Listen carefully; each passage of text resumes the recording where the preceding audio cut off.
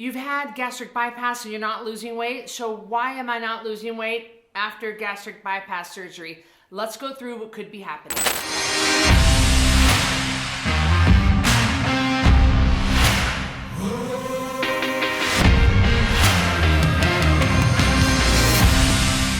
In this video, we're gonna go through the surprising reason that you might not be losing weight after gastric bypass. And remember, I'm not telling you what you want to hear, I'm telling you what you need to hear. And then we'll cover why 40% of our Code Red rebels are weight loss surgery survivors and how to prevent this from happening to you. And last, we're going to cover how you and I can fix these mistakes that you've made and move past it and lose the rest of your weight. So let me first start by talking about the guilt and shame that you might be feeling right now.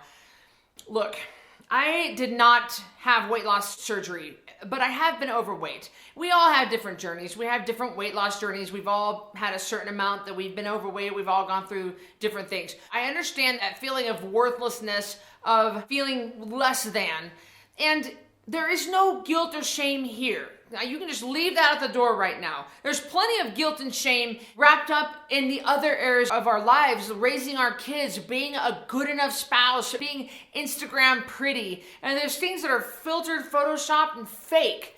And yet, we see that all the time. It's being thrown in our faces. I'm not a good enough spouse. I don't wear high heels when I grocery shop. It's like I haven't worn a bra in 3 days. I mean, there are people that don't get out of their leggings at all during the day. I haven't taken a shower this week. Look, there's just plenty of that going around. We have no place for the guilt and shame here, so you can just leave that at the door. Now, I can speak to this with some authority, and that's because my sister Carrie had weight loss surgery. Now, she was 260 pounds. She wasn't quite heavy enough for weight loss surgery in the United States, so she went to Mexico. Don't worry, she's fine with me telling you this story. She's been very public. In fact, she's in my Code Red Revolution book too, if you ever want to read about the story. But she went to Mexico to have weight loss surgery. And there were major complications from her surgery. And since then, she's had to have 4 different stomach surgeries. She was septic in the hospital. She was in the ICU. She almost died. It was awful. And now, because of her failed weight loss surgery and complications, she is dealing with that for the rest of her life. So because of her complications from her weight loss surgery, she's now going to deal with those complications for the rest of her life. So many of you might have had complications from your weight loss surgery. And I want to address the fact that if you are stalled after gastric bypass, it might not be your fault. If you're having complications, then you don't feel good. And you're just looking for food that's going to be easy to get down. And what my sister Carrie talked to me about this before I came here to record this, and she was going, sis, understand that not everybody is out to buck the system. Not everybody is out to cheat. She felt so bad after her weight loss surgery that she would find food that she could get down. There is a complication with a lot of weight loss surgery patients called gastric reflux. And when it comes up and you throw up a lot, you get blocked or you get stuck and you throw up and you can't keep food down.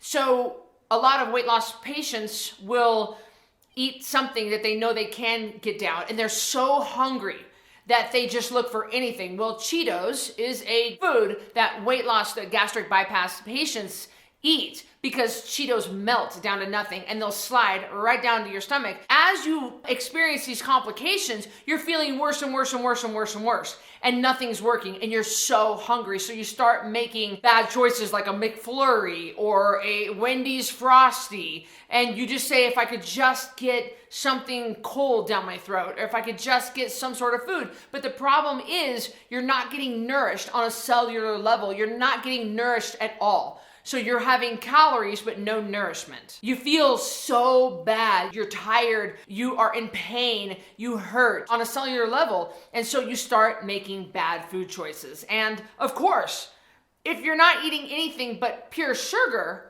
if you're drinking your calories like a lot of gastric bypass patients do, that's not good. Your body's not getting the nourishments that it needs, and it's gonna stall your weight loss. So gastric bypass patients get really clever and they get really good at the workaround. They have these shakes that they'll drink their calories and they'll end up feeling satisfied in that moment. But again, they're not getting the nourishments that they mean. And it just snowballs into feeling worse and worse and worse and making bad decisions. And that could be a really big reason why you are stalled after gastric bypass. Gastric bypass doesn't address the sugar issue. I've noticed in my experience that a lot of weight loss clinics, they don't have the education, they don't have the support system, they don't get to the root of the problem. They kind of move you in like cattle, get you in, get you out, get you in, get you out. I mean, Carrie tells a story about going to Mexico. I'm not even gonna get started. Oh my gosh, that's horrific. What they did to her in the hospital was horrific. And I don't think they do that in the United States. They treat you with kindness and respect, but they're getting a lot of patients through the surgery. And there isn't a lot of education around the root of the problem. Why are you here? How did you get morbidly obese to begin with? What caused this? When I write custom programs for people, I have them fill out a 33 questionnaire. And one of the questions is, why do you think you're overweight? And I'm looking for people to be honest with themselves, to be real, to be honest, and to identify where they went wrong. And weight loss surgery centers don't do this. They don't get to the root of the problem. They don't address the sugar addiction. And when you have gastric bypass, you can still have your sugar. You can still have the workaround. You can still have the Shamrock shakes and the Cheetos and the crap.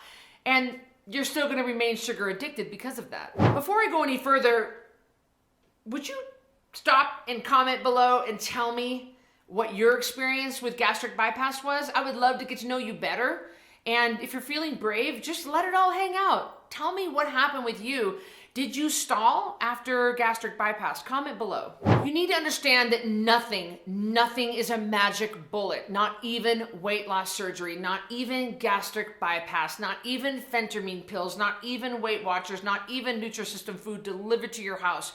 You need to do the work. There's no way you're gonna get out of the rules. Nobody gets out of the rules. Nobody does. Look at Oprah, one of the wealthiest women on the planet, one of the most successful women of our time.